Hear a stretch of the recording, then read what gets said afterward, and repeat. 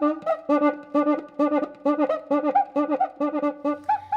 everybody, it's our 2-year anniversary of Samba Internacional, and we thought we should do a video about us, really, because we haven't done one yet. Nope. All our videos have been interviews with other people and people that have inspired us, people from Brazil. So we thought we'd share a little bit about ourselves. Yes. For once. So I'm Nubia Santos, and this is... I'm Sasha Gibrito now. Yeah, because she's a married woman. I am. And so we've been friends for such a long time, 13 and a half years. Yeah, right? it's coming up to 14 Yeah, years. that we met. Sasha had a company called Melange at the time, and I used to do a few shows with them, and it was great because you guys did everything. And at that point in time, I was doing just Brazilian shows, and I felt like I needed more. So it came at a perfect time. So I got to do a taste of Bollywood, got to do some African, Caribbean shows. Then after that, we fell in love.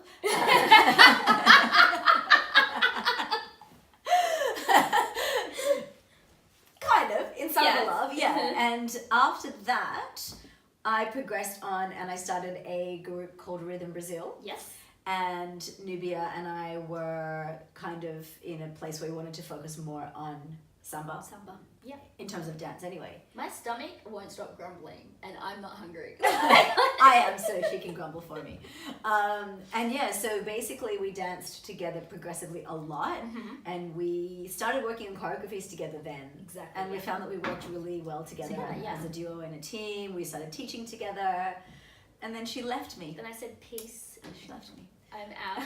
And I moved to New York. And this was at the end of 2010.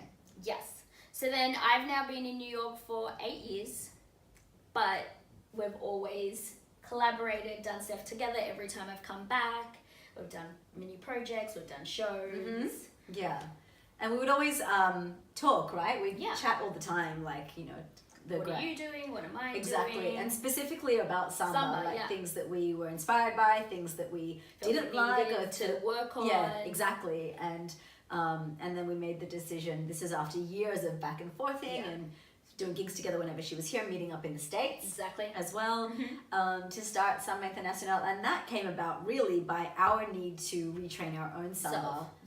And to kind of share more with the greater Samba community what was actually happening in Brazil rather than the way it's been translated in the Western world. I feel like the more we saw on social media and Instagram, the videos of the passistas, we were like, wow, like we want to do that, like how we need to figure out how we can train, because we were looking at our things and thinking, we just look very Vegas-y and showgirl and just not like the way they're doing it. We don't look like that, basically, and we needed to figure out how. I remember being super shocked because Carlinhos, when he came, was like my first real Samba class, and I was like, what have I been doing this whole time? It wasn't correct, and I remember that was the trip where we were like, we need to really do something about this and try and train ourselves.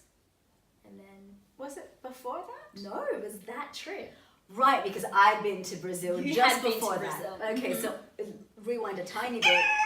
I'd been to Brazil a few months before that, and I went to meet Carlinhos because we were bringing him here, and I went to Salgueiro and to take his class, and wanted to run to the back because I was like, what are they doing? And I'm not doing this. But we had started trying to retrain the year before that. So it's been a consistent 3 years more, actually, but only through videos and watching people. But physically, it started actively then, So, September 2016.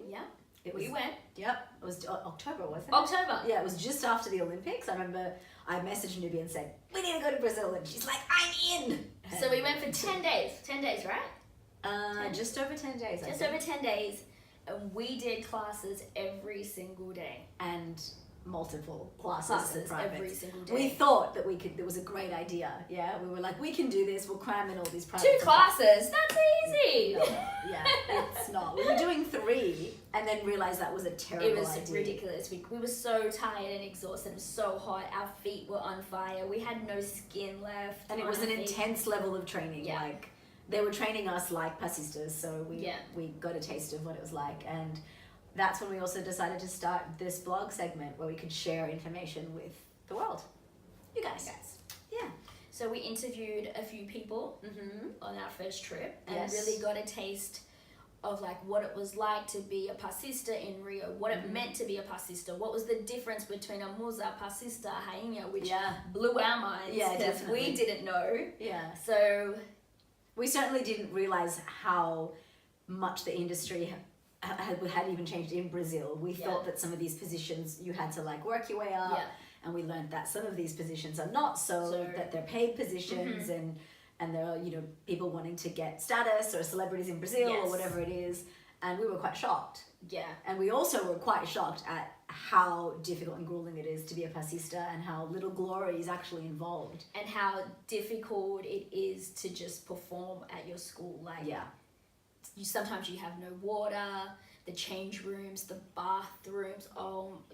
Anyone who's been to Brazil in a quadra, particularly not in the schools with money, will understand what we're talking about. No toilet paper.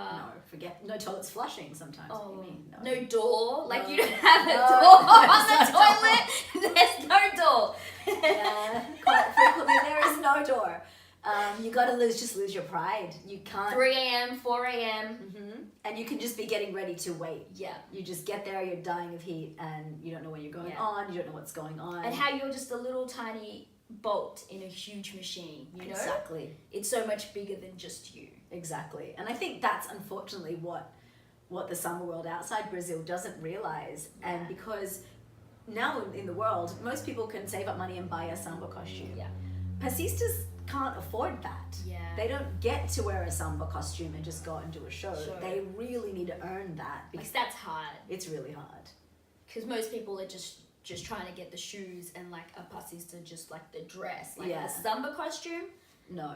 Not a lot of people have those because that's like another level. They're so expensive. Like that's something that is hard for them to actually thinking about buying. Yeah, so it taught us a great, I guess, deal of respect. And then we auditioned while we were there for Império Serrano. Yeah. We met Gabriel Castro and he said that they were doing auditions. And off we went. And that was our first school. Eu fiquei.